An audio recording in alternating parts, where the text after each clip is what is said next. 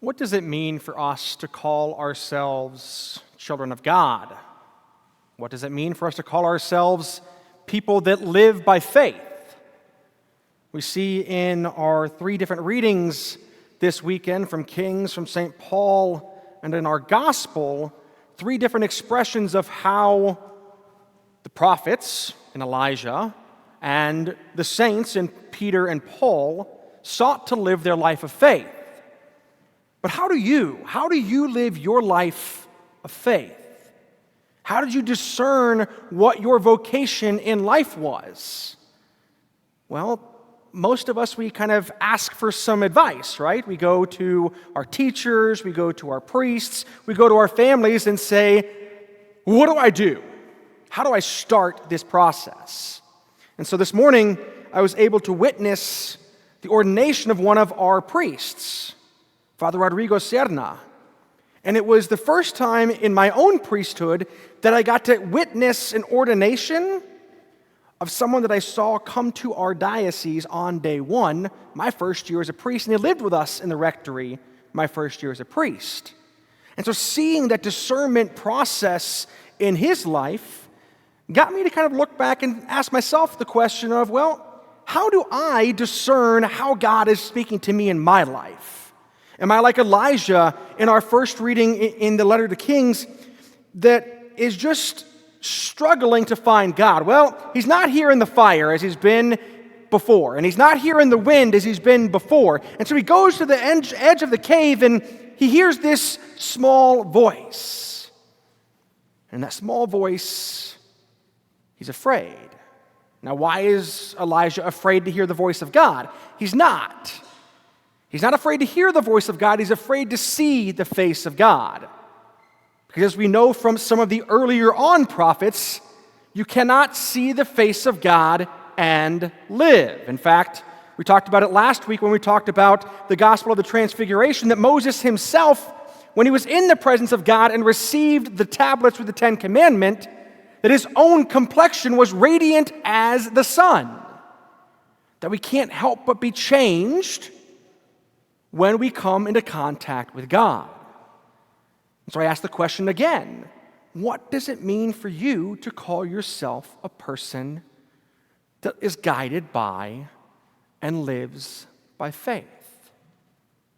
For some of us, it means showing up to Mass, and that's all we can think of throughout the week. I'm going to make it to Mass, not going to hell this week. Check, we're good. Place to start. That's like the bottom of the barrel. That's where we've got to start. We've got to do the bare minimums. Go to Mass on Sunday, but you know what? This next week, we've got to go to Mass a second time. Did you know that? Because this Tuesday, we celebrate the Feast of the Assumption, which is a holy day of obligation. So we'll offer on Monday at 6 p.m. at Queen of All Saints, or here on Tuesday at 6 p.m., Mass for that opportunity. But we consistently see with Sundays, with holy days of obligation, that our idea of being a person of faith is many times altered by the world that we live in. What does it mean to be a person of faith in the world? It means someone that's good, someone that's upright, someone that has right judgment. Well, that's nice and good and all, but that's not faith. That's being moral. That's being ethical. And that is part of what it means to be a faithful person, to balance our ethics, to balance our morals. But notice that first definition I gave, what is it missing? God. As our world is missing God. One of the gifts of the Holy Spirit is fear and awe of the Lord. If only we had a little bit more fear and awe of the Lord. Many of us are only awed at the fact that people still believe in God. People still believe in the real presence of Christ in the Eucharist, as we profess as Catholics. But they're in such awe to the fact that at the same time, we believe in the real presence, yet we have to have this Eucharistic revival because statistically, 2/3 of Catholics don't believe in the true presence of Christ and the Eucharist. So what does it mean for us to call ourselves a person of faith? Does it mean doing what the church asks us to do? Well, it depends, Father. Because there's some things the church asks me to do that I don't want to do. There's some things the church asks me to do that I don't like to do. And this is where you have to look at the qualifier. Is the church asking you, or is a person in the church asking you? If I'm asking you to do something, I am not the church. I am Father Danny. Sometimes I ask you to do things because I just don't want to do them. I'll be honest, right, Katie? There's sometimes it's like, oh, yeah, hey, go talk to Katie. She'll figure it out for you. Or when it comes to things in Spanish, oh, go talk to Melba and Jimmy. They can speak Spanish. I can fake it. That we have different charisms and different gifts that God has given to us so that we as a community of faith can come together to be able to be truly the hands and feet of God. Which means some of us are blessed as teachers. For you that just went back to school this week, students and teachers, God bless you. I learned, and I've talked about this in the office in the last week, that growing up, I always thought that I was called to be a dad. I've learned in my 8 short years being a priest, I am called not to be a dad, but to be a father. Because at some point at the end of the day, get out! I need my me time. I want to go watch my shows. I want to kick my shoes off. I want to have a drink before I go to bed. I don't want to have to deal with the kids crying at 2 o'clock, 3 o'clock, 4 o'clock, 5 o'clock rock. So thank you, parents, for doing what I don't want to do. But also thank you, teachers, because as we learned in a very real way through the pandemic, many times as parents we don't realize what teachers go through. That we think, oh, just send them to school, they'll figure it out there, until we have to do school on Zoom, and we're like, you put up with this crap with my kids? I don't put up with that. And we have sometimes, though, the same response to our schools that we have to religious education. Let me just send them to RE. That'll fix them. Let me just send them to RE in that 1 hour a week, 45 minutes of actual lesson, maybe. They're going to learn everything that they need to learn about the church. No. How did that work out for us? I can't tell you how many adults have come to me that I've said, hey, would you be interested in being a teacher for RE? That said, oh, Father, no. And rarely does it have anything to do with not being able to work with children. It has to do with, Father, I don't feel well equipped enough to educate our children in the faith. To which my question is, okay, what are you going to do about that? Father, I mean, come on. I mean, I go to Mass every Sunday. You want me to, grow as a person of faith? In wisdom and in intellect and knowledge of what it means to call myself Catholic? Yes. That's why we have the adult classes that we have.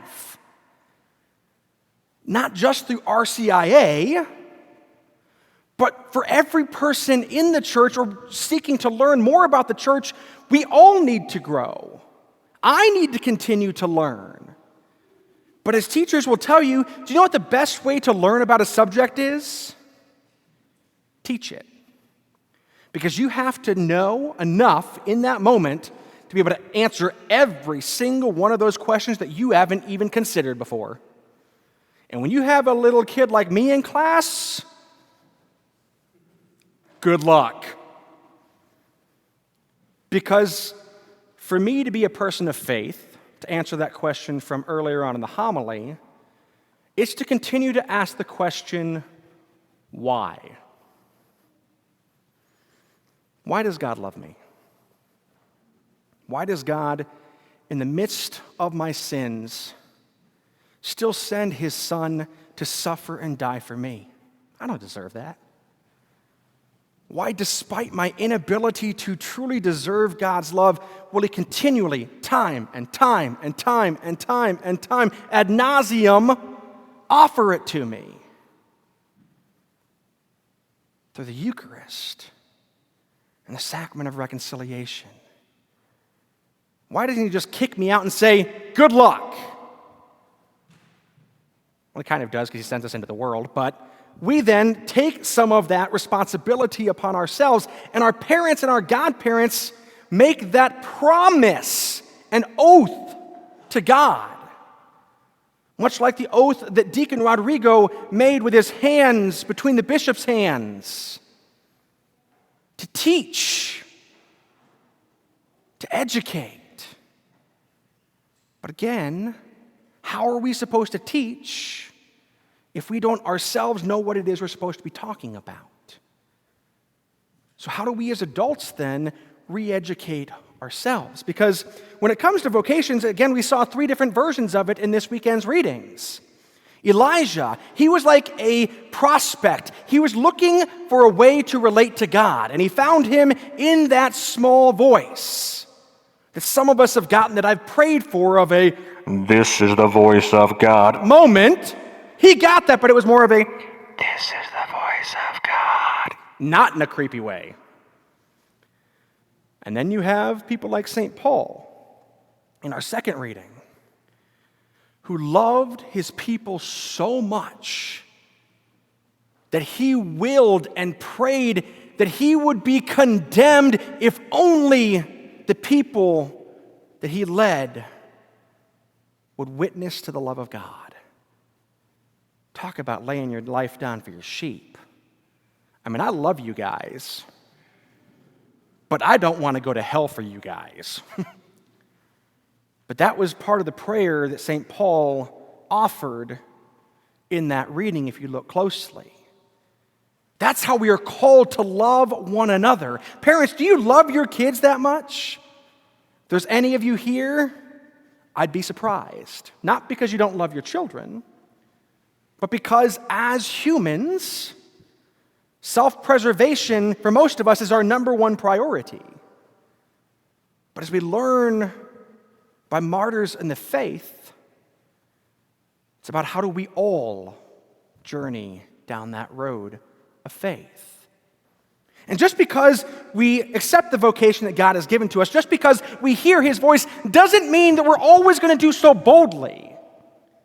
Today's gospel is one of those just archetype-type gospels that I can just picture it by closing my eyes, and there's just raging storm, and the disciples are there in the boat, and they wake up like with the storm we had last night, and imagine that storm we had last night that's ripping these things off of trees and knocking over headstones at the cemetery. Imagine that type of storm, and you're on a boat, and you wake up, and it's like, what is going on? Lord, help us! And then like a ghost to them, Jesus comes walking on the water.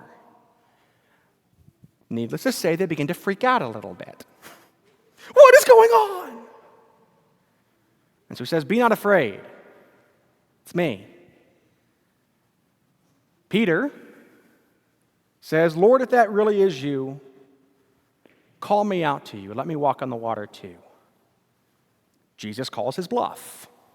Okay, come to me. So he makes eye contact with the Lord, and he's fine until the craziness of the world around him is brought back to his mind. The wind buffets his face. The waves lap up against his ankles. And he realizes in a very Wile E. Coyote-esque moment, I can't do this. He begins to fall. Lord, save me.